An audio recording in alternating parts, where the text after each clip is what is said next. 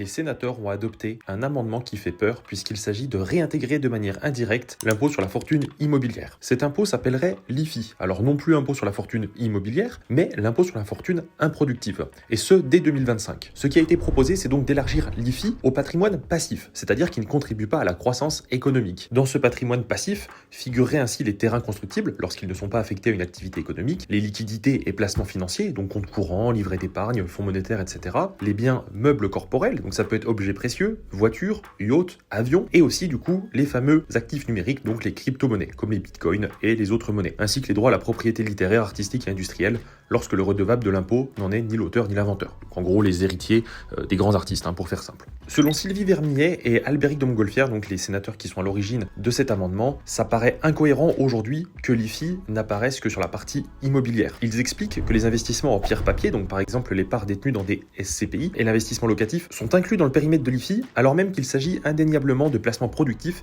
qui contribuent à la croissance tout en répondant aux besoins des ménages et des entreprises. En revanche, l'IFI exclut de son assiette des actifs qui ne contribuent manifestement pas au dynamisme de l'économie française, comme du coup on l'a cité, les liquidités et certains biens de consommation tels que les voitures de luxe ou les avions privés. Ce qui peut aboutir de la part des redevables de l'IFI à échafauder des stratégies indubitablement, je cite, anti-économiques pour échapper à l'IFI, consistant à vendre un appartement aujourd'hui loué et laisser le produit de cette cession dormir sur un compte courant ou sur des crypto-monnaies par exemple, ou l'utiliser pour acheter un yacht, et c'est ce que déplorent du coup les deux sénateurs. En outre, la nouvelle qui compense un petit peu ça, c'est que par rapport à l'IFI actuel, le seuil d'assujettissement serait relevé, afin de ne pas imposer les ménages qui, sans qu'on puisse dire qu'ils sont fortunés, eh bien sont devenus imposables sur leurs biens immobiliers du seul fait de la hausse de leur prix. Parce que logiquement, l'IFI devrait avoir une base et chaque année ça devrait être réévalué selon l'inflation immobilière. Aujourd'hui c'est pas le cas, ça devrait l'être comme tout impôt d'ailleurs, puisque ça doit suivre la hausse des prix. Alors est-ce qu'aujourd'hui cet amendement va passer? Eh bien en fait, il y avait déjà eu en 2020, 23 et 24 des amendements qui provenaient du Sénat de la sorte, et à chaque fois ça avait été retoqué par l'Assemblée nationale. Donc surprise, on verra cette année si c'est validé ou non, et on devrait avoir le retour aux alentours du 18 décembre. N'oubliez pas de vous abonner pour rester informé sur les actualités économiques,